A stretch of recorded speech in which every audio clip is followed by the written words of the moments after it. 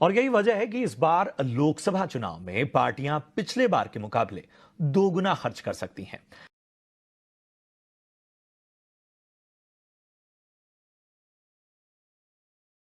और चुनाव में होने वाले इस बेहिसाब खर्च के मुद्दे पर चर्चा करने के लिए हमारे साथ एक बेहद खास मेहमान जुड़े हुए हैं। जाने माने राजनीतिक विश्लेषक ए.के. मिश्रा साहब हमारे साथ इस वक्त बने हुए हैं। मिश्रा साहब, बहुत बहुत स्वागत आपका, समय देने के लिए आपका बहुत बहुत धन्यवाद। सबसे पहले तो मुझे याद आता है कि एक दौर था जब लोग हेलीकॉप्टर देखने किसी की सभा में जाते थे, नेता छोटा हो या बड़ा इससे फर्क नहीं पड़ता था, हेलीकॉप्टर देखने जाते थे। जाहिर है अब हेलीकॉप्टर और बाकी चीजें जो हैं वो उतना हैरान नहीं करती लोगों को, क्योंकि लोग अब खुद उनमें सवार होने लगे हैं। अब दौर बदल चुका है, डिजिटल मीडिया का दौर आ गया है, बहुत सारे नैरेटिव सेट्स किए जाते हैं, लेकिन इन सब के बीच में चुनावी खर्च इस तरह का दायरा उसका बढ़ रहा है कि ये विदेशों में होने वाले चुनावों के ऊपर भी भारी पड़ रहा है। किस तरह से देखते हैं लोकतंत्र में इस चुनावी खर्च को, और जनता इसे कैसे मापती है? क्या जनता पर इन चीजों का असर पड़ता है? मुझे बुलाने के लिए मैं आपको बता दूं कि पॉलिटिकल एनालिस्ट के साथ साथ चूंकि मैं एक बिजनेस कंसल्टेंट भी हूं तो मार्केटिंग वगैरह भी पढ़ी है।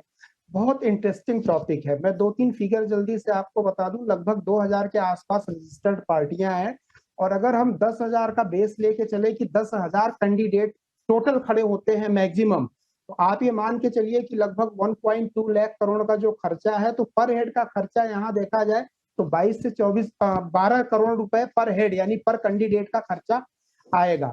अब देखिए बात क्या है, ह्यूमन सिविलाइजेशन यानी आदमी जब से इस धरती पे आया है, सभ्यता जब से हुई है, तब से लेके अब तक का ये रिकॉर्ड बनेगा कि ह्यूमन सिविलाइजेशन का सबसे बड़ा चुनाव ये है, और सबसे ज्यादा खर्चा होगा, और सबसे ज्यादा लोग इसमें एक्टिव होकर पार्टिसिपेट करेंगे। लगभग 99 करोड़ के आसपास वोटर हैं, डायरेक्ट इनडायरेक्ट, छोटे बच्चे भी शामिल होते हैं। रही बात हेलीकॉप्टर की, तो हमने खुद वो दौर देखे हैं कि एम्बेसडर भी आ जाती थी तो भीड़ लगती थी देखने के लिए कि मोटर गाड़ी या कार क्या होती है। अब माइक्रो और मैक्रो लेवल पे देखिए कि लगभग 1.2 लाख करोड़ का तो एस्टिमेटेड है, 2,500 करोड़ के आसपास का गवर्नमेंट ने बजट दिया है इलेक्शन कमीशन को ये पूरा इलेक्शन कंडक्ट कराने के लिए, तो ये 2,500 भी जोड़ दीजिए। मैक्रो लेवल पे जो खर्चे हैं वो सबको दिखते हैं, बड़े बड़े, जैसे मीडिया मैनेजमेंट, किसी ने होर्डिंग लगाया, पोस्टर लगाया, रैली की, हेलीकॉप्टर किया। माइक्रो लेवल पे जो खर्चे हैं वो आज भी कैलकुलेट नहीं होते हैं। जैसे एक कार्यकर्ता अपनी मोटरसाइकिल उठा के 4 महीने तक एक्टिव रहेगा, तो डेली 1 लीटर वो पेट्रोल भी भरवाएगा, उसके साथ मिनरल वाटर भी पिएगा, चाय समोसे भी खाएगा। बड़े लेवल पे, मास लेवल पे जो होता है कि पार्टी ही कंडक्ट करवाती है सामूहिक रूप से नाश्ता भोजन, वो तो आ जाता है, वो पकड़ में काउंट में आ जाता है। तो मैक्रो और माइक्रो लेवल पे देखेंगे तो लगभग 2.5 से 3 लाख करोड़ रुपए का मार्केट टर्नओवर मुश्किल से 3 महीने के भीतर ये होने जा रहा है। तो इतनी बड़ी मार्केट एक्टिविटी आप पॉलिटिकल उसके एंगल से अगर मत देखिए, मार्केट टर्नओवर एक शॉर्ट टर्म का मार्केट जो डेवलप हुआ है यहाँ पे 3-4 महीने के लिए, और उसका टर्नओवर अगर 2.5 से 3 लाख करोड़ रुपए है, तो वी कैन इमेजिन कि जो अभी एक एनएसएसओ की रिपोर्ट आई थी कि परचेजिंग कैपेसिटी बड़ी बढ़ गई है इंडियन कंज्यूमर की। परचेजिंग कैपेसिटी मतलब आप ये समझिए स्पेंडिंग कैपेसिटी भी। तो ये एक मामले में बहुत पॉजिटिव भी मैं मानता हूं, दूसरे मामले में मैं इसको रिस्ट्रिक्ट भी करना चाहता हूं, क्योंकि चुनाव खर्चीला हो जाने के कारण योग्य कैंडिडेट कहीं ना कहीं खर्च और चमक धमक के कारण उनकी योग्यता दब जाती है। तो उस हिसाब से नैतिक आधार पे देखा जाए तो इसको मैं बहुत अच्छा नहीं मानता हूं, लेकिन मार्केट के हिसाब से देखा जाए तो 4 महीने में जो इतना बड़ा और मार्केट बाजार में जो डेवलप फ्लो होता है उसके हिसाब से तो ठीक है, उसके हिसाब तो ठीक है, लेकिन जो आपने बात कही उसी में मैं एक चीज और जोड़ना चाहता हूं सर, कि क्या बहुत, मतलब हम कैंडिडेट की तो बात कर ही रहे हैं, लेकिन क्या इतना बड़ा चुनाव होना, इतना खर्च होना, जिस तरह से बड़ी बड़ी पार्टियां पैसा पानी की तरह बहा रही हैं, वो कई पार्टियों के लिए अब एक दबाव भी हो गया है कि वो आखिर इस चुनाव को लड़ें तो लड़ें कैसे। मुझे याद है कि एक वक्त पे कई प्रवक्ता या कई पार्टी के दिग्गज ये मुखर होकर बोल देते थे कि इस तरह के महंगे चुनाव लड़ने की उनके कई उम्मीदवारों में कुव्वत ही नहीं है, वो कहां से इतने संसाधन जुटाएंगे?